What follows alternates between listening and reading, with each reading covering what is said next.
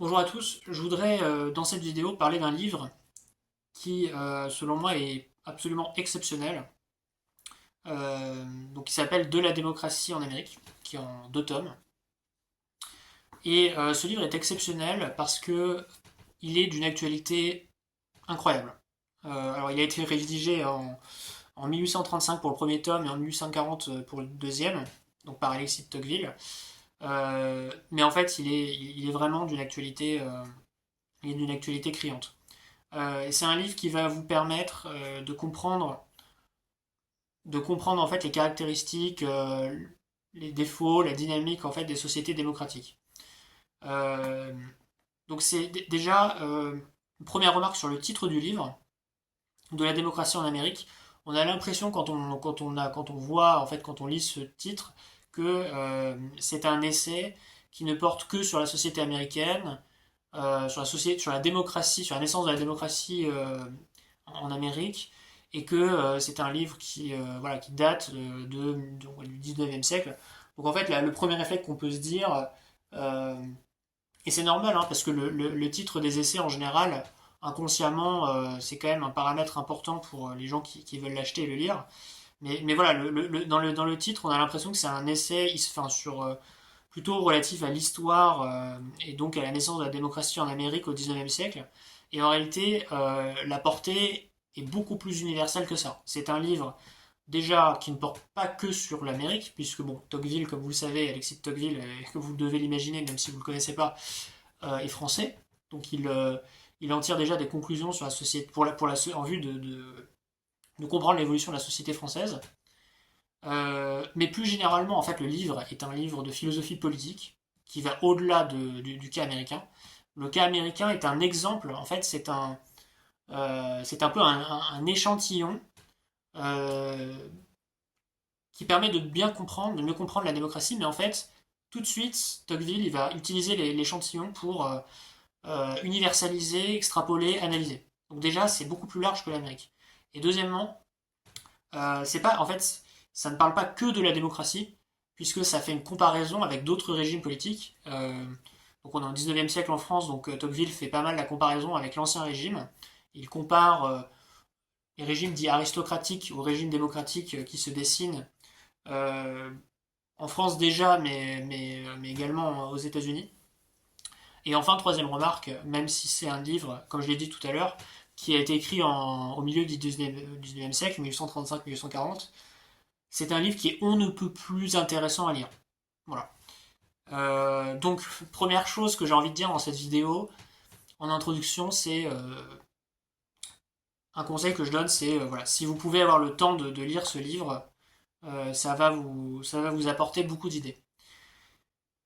Pourquoi je fais cette vidéo? Le but, c'est vraiment de vous inciter, de vous donner envie de le lire, mais c'est aussi d'avoir quelques réflexions sur ce livre, sur ses enseignements, notamment à la lumière de l'actualité, mais en fait pas tellement, je vais pas trop parler d'actualité, mais j'avais surtout envie d'en tirer quelques enseignements qui me paraissent très très pertinents aujourd'hui.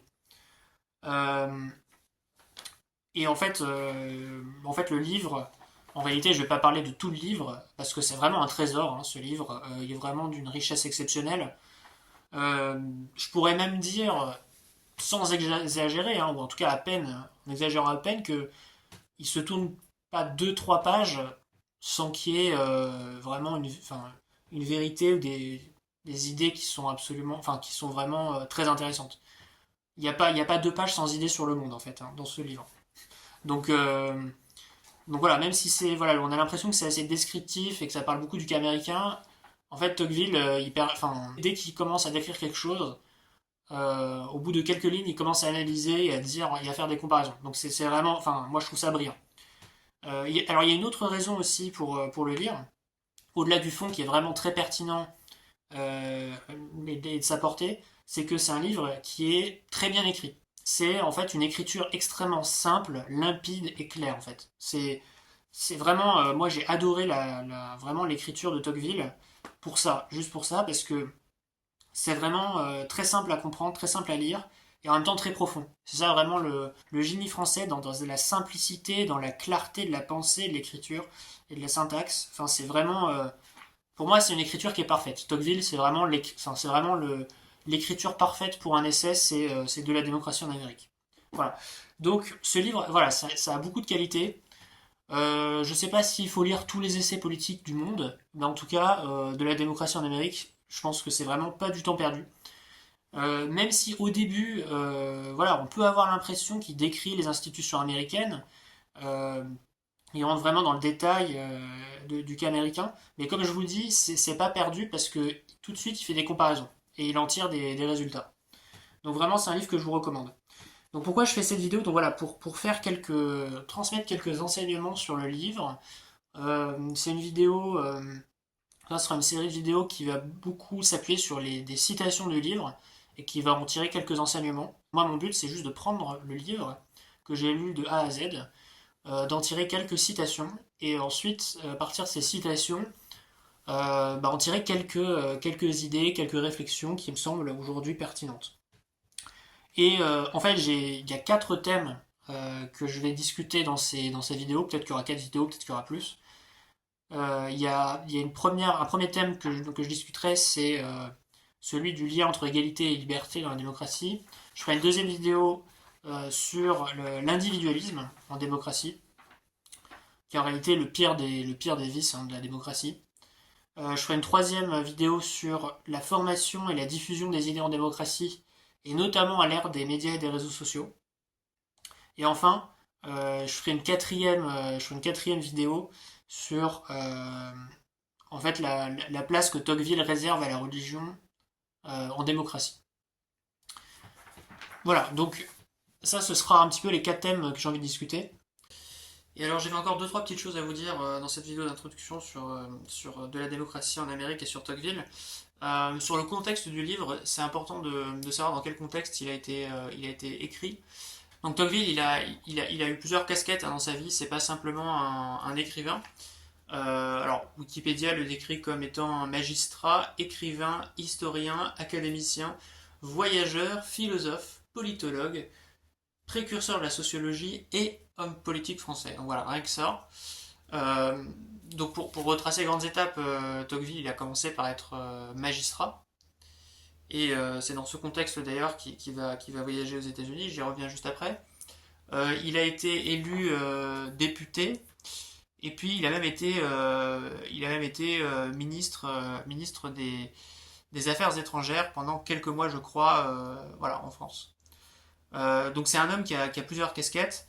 Alors, ce qui est marrant, et je vous cite juste un passage, une de ses paroles, voilà, selon Wikipédia, il voulait jouer un rôle de premier plan en politique, mais il n'est, donc je cite, ni un orateur spontané capable d'improviser, ni un leader capable de s'imposer à la Chambre. Je vaux mieux dans la pensée que dans l'action, reconnaît-il. Donc voilà, donc malgré tout ça, je ne sais pas si on peut considérer que c'est quelqu'un qui a été de premier plan dans la vie politique française. Néanmoins, c'est quelqu'un qui avait effectivement une vie bien remplie avec voilà, des fonctions au sein de l'État assez importantes.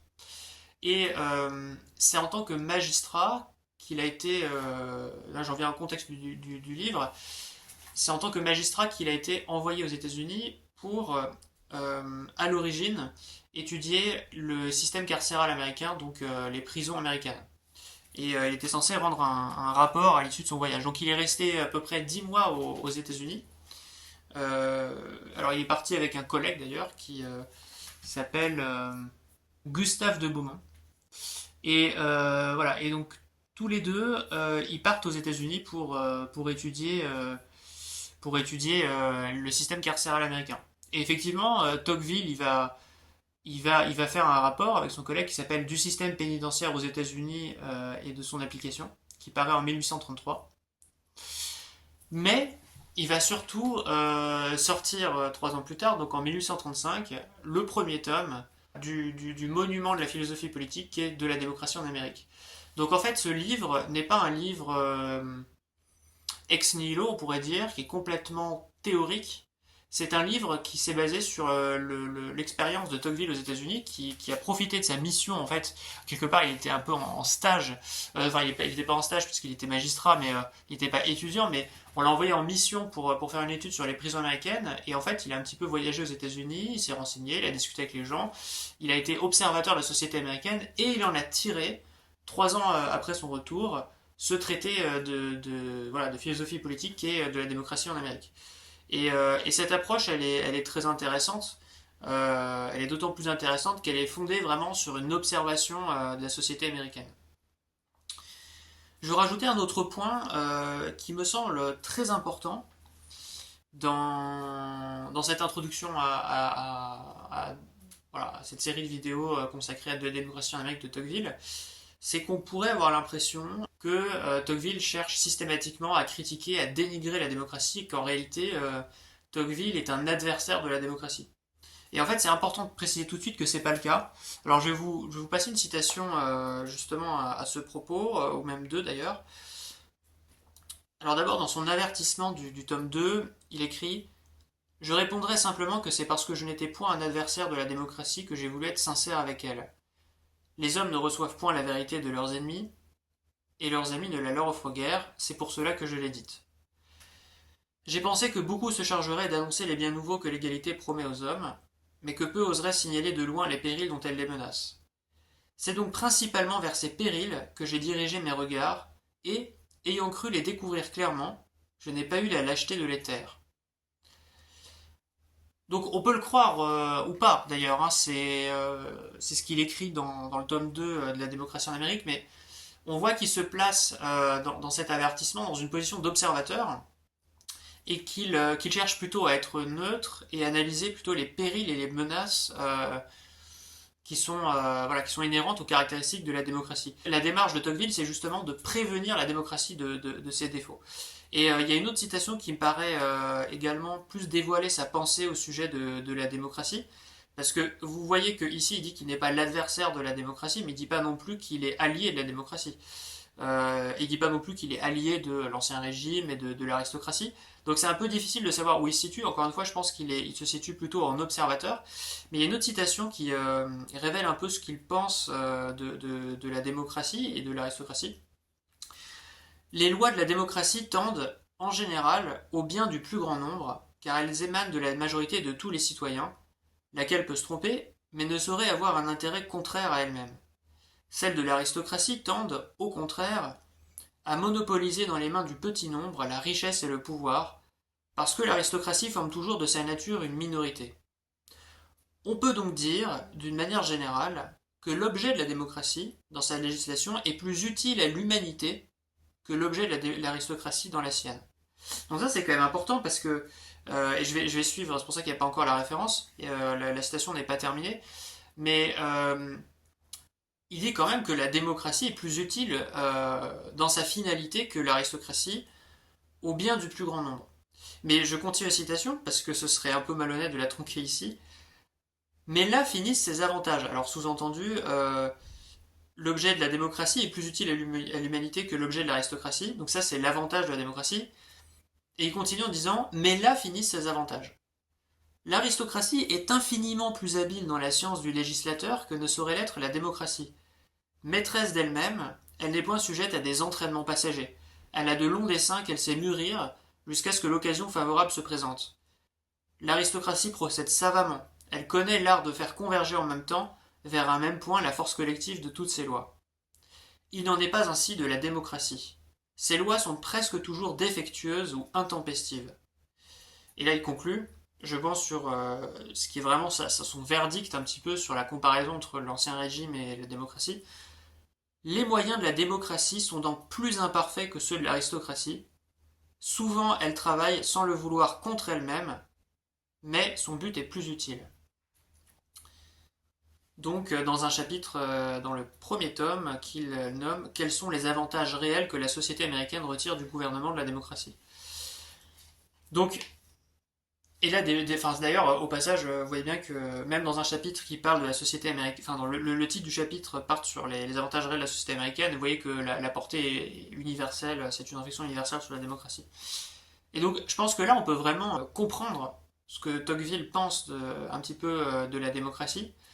En fait, ce qu'il dit, c'est que la démocratie, elle a une finalité qui est plus vertueuse pour l'être humain dans sa totalité, pour le plus grand nombre, pour le bien-être du plus grand nombre.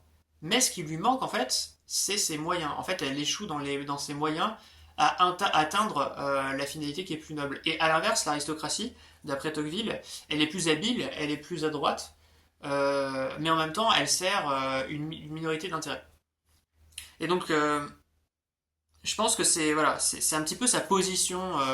Et c'est toujours intéressant, je pense, en introduction d'un. Enfin, en tout cas, si vous voulez un peu comprendre c'est quoi l'objectif de Tocqueville dans son œuvre, c'est pas de dénigrer la démocratie, c'est vraiment de dire que la démocratie. Enfin, lui, Tocqueville pense que la démocratie, elle a une finalité plus vertueuse, mais il cherche à identifier les problématiques, les défauts de la démocratie, et comme on le disait tout à l'heure, il va chercher à identifier les périls pour qu'on évite justement, on évite un petit peu tous les écueils auxquels la démocratie pourrait nous conduire. Et donc, de la démocratie en Amérique n'est pas un pamphlet contre la démocratie, c'est très important de le dire, mais plutôt une tentative de prévenir les individus des dangers qui la guettent. Voilà, donc j'espère que cette série de vidéos va vous intéresser. Et donc voilà, je vous souhaite une bonne journée et à bientôt.